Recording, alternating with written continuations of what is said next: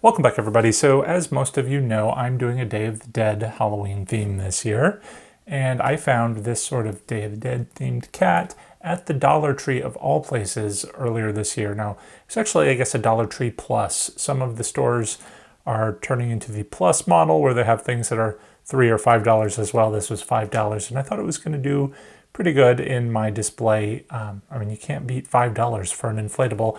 But it did have a couple of downsides. I believe it didn't have a light in it. It's only 3 feet tall and it's battery operated, and it was kind of loud. So I was looking on Amazon for an alternate to it, maybe a companion piece. It would have been nice to maybe have a dog as well, a dog and a cat. I didn't find the dog, but I did find another cat.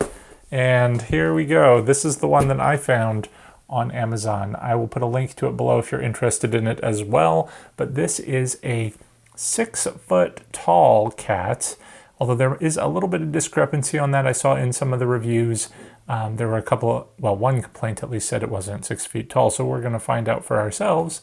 Another person said, and I probably agree with them, that it wasn't bright enough because, you know, it is a black inflatable, so it might be a little hard to see. But let's go ahead and take a quick look at the box. I do like the graphics, at least on the box, so that's fun. It does sort of make up for the fact that there's nothing else on the box. It really just is a sticker label on the front. And it says Halloween Inflatable Black Cat. Lighted Halloween yard decoration. There's the maker. I'm not even going to try and pronounce that. I love that little Halloween background on here. But the cat itself kind of drew my attention because of the way it sits. It looks like it's a very bold and interesting inflatable. But looks can be deceiving, so I guess there's really only one way to find out. We are going to have to take this outside and see. But first, let's open the box. Okay, the box is stuffed, which means you know it's going to be hard to go back in. We've got a couple of plastic stakes here. Looks like a bunch of rope as well. Some loose cord. And then, of course, the inflatable is just kind of stuffed in there. So there is a little instructional manual, as it calls it, a little one-page sheet here. I think we can ignore that for now. But here's the inflatable. Let's go ahead and first, I can feel the weight in it. Hopefully, I guess there might just be one. We'll find out when we take it outside. All right, but here is the cord. Looks like it is yay long, maybe about 6 feet long or so. So gonna need an extension cord. Let me pull one out, take this outside. Let's set it up. Gone ahead and brought out our Dollar Tree cat just to compare. Again, that's battery operated. This one's got the cord. Actually, it looks a little longer than the 6 feet I thought. It's probably more like 8. So let's go ahead and unfurl this kitty. And we can tell she's got a lot of color to her offhand. And her size is substantially larger. Let's go ahead and plug it in. All right, plug it in. Give it a moment to inflate. So there is a fan on the bottom. It's got a nice lip to prevent the fabric from getting tangled into the fan or leaves or so forth. Let's see, there's a zipper here as well, right next to the fan. All that's going to be right at the, looks like the back bottom of the inflatable. Ooh, this head looks massive from back here. Okay. Give it a moment.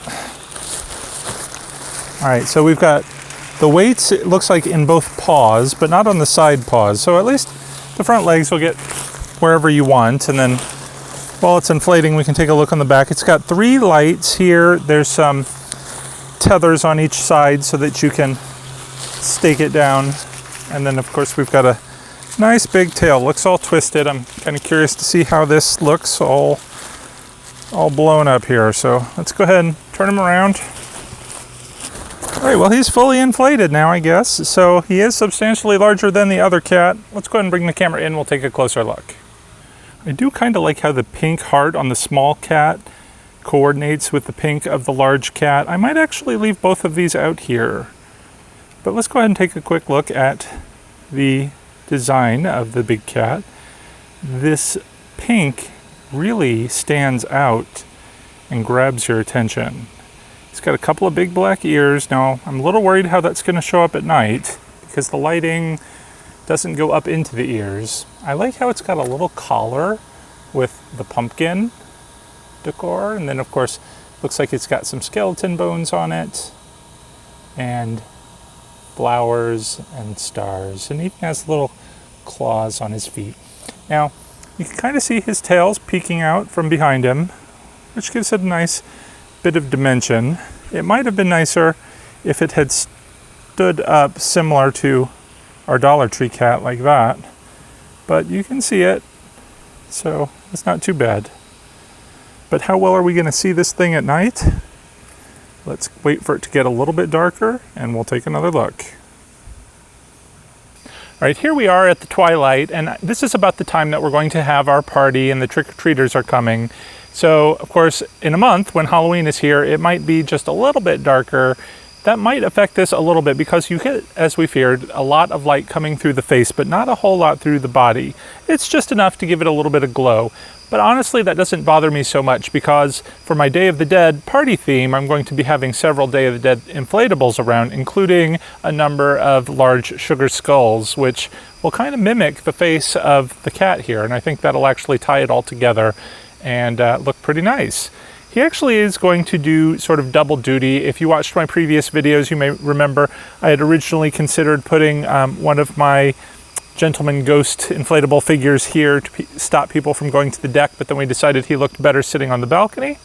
This guy I think will do just as good sitting here as well. It kind of fills up this little triangular space here with the big cat and the little cat, and it gives people enough room if they wanted to pass, but kind of gives that impression that the parties in this area don't go that way.